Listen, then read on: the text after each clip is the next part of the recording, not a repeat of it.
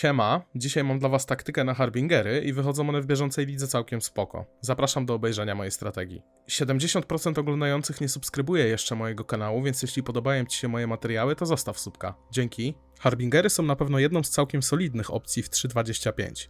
Istnieje tutaj również jakiś potencjał RNG, ponieważ mamy w drzewku punkt, że szarty, które dropią z Harbingerów, mogą wydropić jako całe currency, więc z odrobiną szczęścia możemy wydropić od razu całego Fracturing Orba, a najwięksi farciarze będą mieli pewnie cień szansy na wydropienie całego Mirrora zamiast Mirror Sharda, ale to już zdecydowanie ultra rzadki jackpot.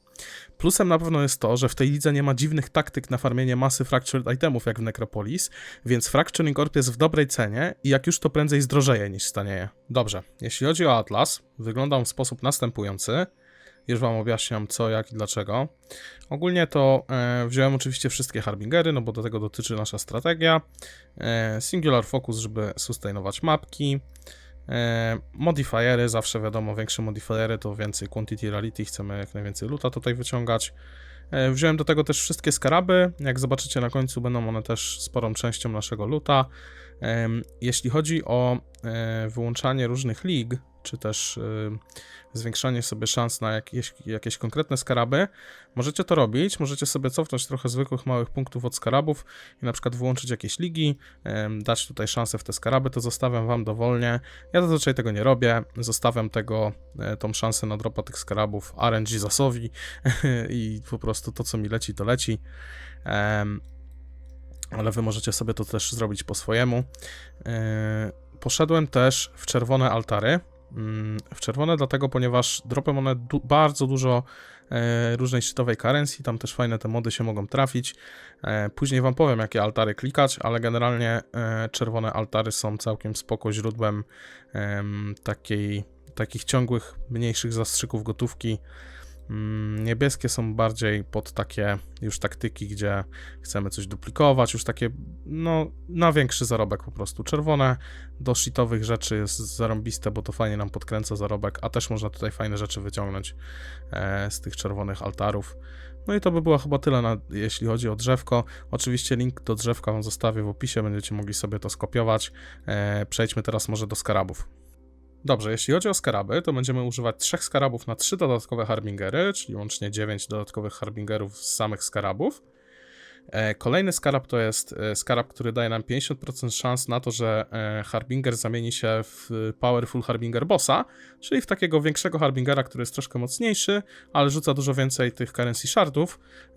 W drzewku też mamy taki punkcik, który sprawia, że mamy 25% tych szans, czyli łącznie mamy 75%, więc większość tych Harbingerów będzie tymi bossami, to jest spoko. I ostatnim skarabem jest skarab, który sprawia, że wszystkie currency shardy, które dropią z Harbingerów, są zduplikowane, czyli po prostu lecą razy 2. Teraz tak, testowałem zamiast jednego skaraba na 3 Harbingery, właśnie tego skaraba na obeliski. On sprawia, że Harbingery respią takie obeliski, z których też lecą currency shardy, aczkolwiek on bardzo słabo się opłacał, w sensie nic mi z tego nie dropiło, on też widać po cenie kosztuje tylko jednego chaosa.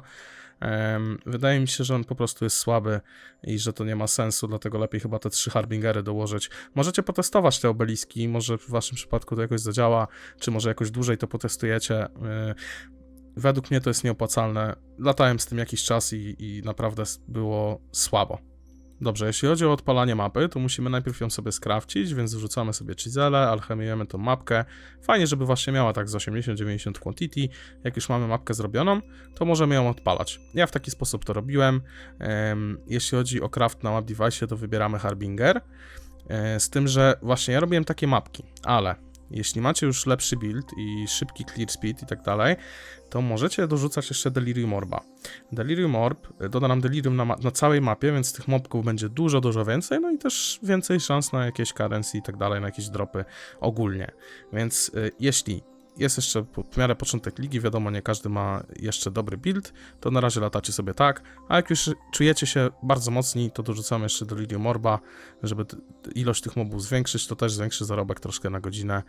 To, co ja robiłem, tak jak mówię, było bez Delirium Orba, także możecie sobie na spokojnie latać bez Delirium Orba, jeśli nie czujecie się na siłach. Jeśli chodzi o mapę, ja wybrałem mapę Mesa, ponieważ bardzo lubię ten layout, a leci jeszcze na niej dodatkowo karta The Fortunate na 2 Diviny, więc jest to drobny dodatkowy zarobek. Mapę możecie wybrać dowolną, nie ma to tutaj większego znaczenia, szczególnie w tej lidze. W altarach fokusujemy duplikację currency, item quantity, a jeśli nie ma nic z powyższych, to wybieramy jakieś śmieciowe currency lub szanse na jakieś fajne karty. Na przykład, gdy wybierzemy szansę na kartę z Corrupted Itemem, może nam polecieć karta Defiant, czyli karta na Corrupted Headhuntera. Ale możliwości jest dużo więcej, więc trzeba dobrze kombinować z tymi altarami. Ważne jest to, aby nasz filtr pokazywał nam Chaos Shardy. Mój filtr będzie w opisie, więc możecie go sobie użyć. Z jednej mapy powinniśmy z tego wynosić około 20 do 30 chaosów, właśnie z samych tych Chaos Shardów, więc to jest bardzo spoko opcja. Te Chaos Shardy, uwierzcie mi, że szybko się to zbiera. Naprawdę, jak jesteście sprawni w zbieraniu loota, to nie jest żaden problem, a fajnie to boostuje zarobek. Bez tego może być dużo ciężej. Dobrze, przejdźmy do zarobku. Loot wygląda w sposób następujący, to jest loot z 15 mapek. Myślę, że 15 mapek jesteśmy w stanie na spokojnie zrobić w godzinę. Jak mamy w miarę dobre tempo, to na luzie powinno wam się to udać. Myślę, że może i największe hardcory nawet i w 20 zrobię w godzinę, chociaż tu już może być ciężko, musielibyśmy mieć naprawdę bardzo dobre tempo. Ale jak zrobimy 15 mapek, tak to wygląda. Wealthy Exile pokazuje nam lekko ponad 12 Divine'ów. Wydaje mi się, że jakiegoś wielkiego farta tutaj nie miałem. Co prawda spadło 6 tych Fracturing Shardów, ale one w miarę spoko leciały. Mamy 4 Fortunety właśnie z mesy. Też tam zawsze ponad pół Divine'a z tego wpadło. Wydaje mi się, że z tym akurat farta nie miałem. Chyba mogło polecieć więcej. I tak właśnie wygląda ten zarobek. Mamy do tego 286 tysięcy golda. I teraz tak. Gold jest bardzo duży i bardzo przyjemny, to na pewno powiększa zarobek, z tym, że Wealthy Exile pokazuje nam 12, lekko ponad 12. Odpalenie tych 15 map kosztowało lekko ponad 5 Divine'ów, czyli no wychodzi nam tutaj te 7 Divine'ów na godzinę, aczkolwiek trzeba pamiętać o tym, że jak latamy to długofalowo, no w końcu pewnie gdzieś tam dropnie ten Mirror Shard. Też możemy inne jakieś lucky dropy dostać, ja akurat nie dostałem. No i jak podliczymy jeszcze tego całego golda, a jest to prawie 300 koła na godzinę, to jak mamy dobrze rozwinięte miasto i dobrze zrobione te questy na różne porty, to ja bym spokojnie powiedział, że tutaj z 8 Divine'ów na godzinę można policzyć jak nic. Ja bym powiedział nawet pewnie i z 10, ale nie chcę, żebyście zaraz mówili, że zawyżam, ale wydaje mi się, że jakbym powiedział 10, to bym nie skłamał, ponieważ, tak jak mówię, duża ilość golda, plus ja to tylko liczyłem z godziny, a jakbyśmy policzyli z 10 godzin, wydaje mi się, że to wyszłoby lepiej. Także jak widzicie, taktyka jest całkiem spoko. Zapraszam do testowania Harbingerów. Dzięki, że obejrzeliście mój materiał. Jeżeli wam się spodobało, to zostawcie łapkę w górę dla zasięgów, jakiś komentarz.